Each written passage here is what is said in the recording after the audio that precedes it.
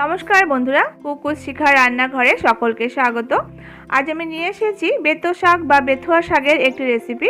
আর বেথুয়া শাক এইভাবে রান্না করলে খেতে দারুণ স্বাদের হয় গরম ভাত দিয়ে।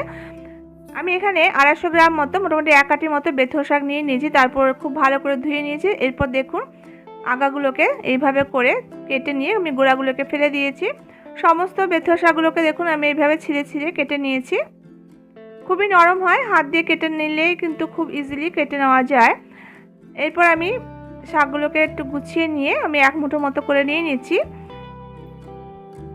এরপর এই ছুরি দিয়ে একটু বড় বড় করে রেখে রেখে আমি শাকগুলোকে কেটে নেব।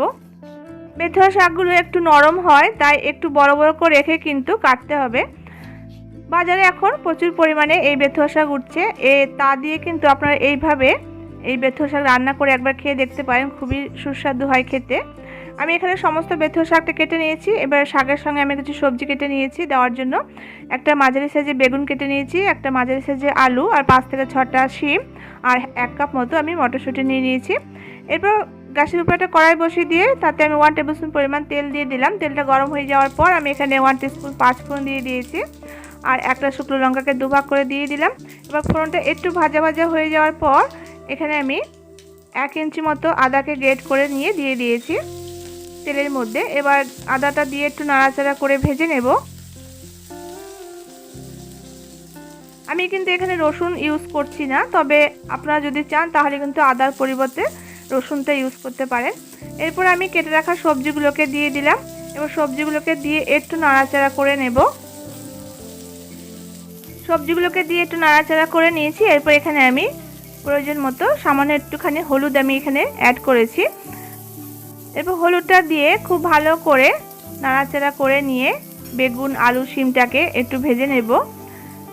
বেশ কিছুটা সময় ধরে বেগুন আলু শিমগুলোকে ভেজে নিতে হবে।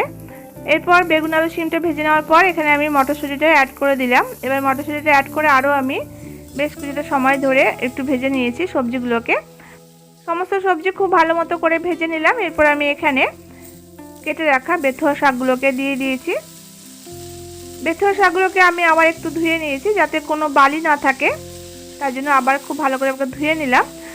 এরপর আমি এখানে 4 থেকে 5টা চেরা কাঁচা লঙ্কা দিয়ে দিলাম, আর টেস্ট হিসেবে লবণটা দিয়ে দিয়েছি। এবার নাড়াচাড়া করে শাকটাকে সবজির সঙ্গে খুব ভালো করে একটু মিশিয়ে দেব।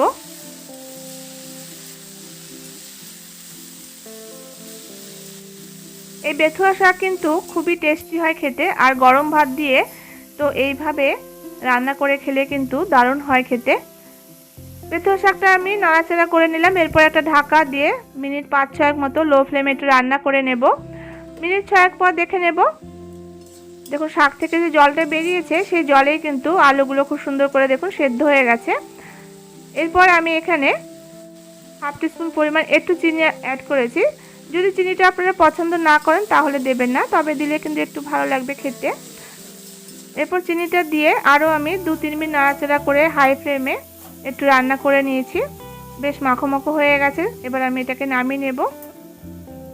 রান্নাটা আমার হয়ে গেছে। এবার গরম গরম ভাত দিয়ে খাওয়ার জন্য একদম তৈরি। একটা প্লেটে আমি সার্ভ করে নিচ্ছি।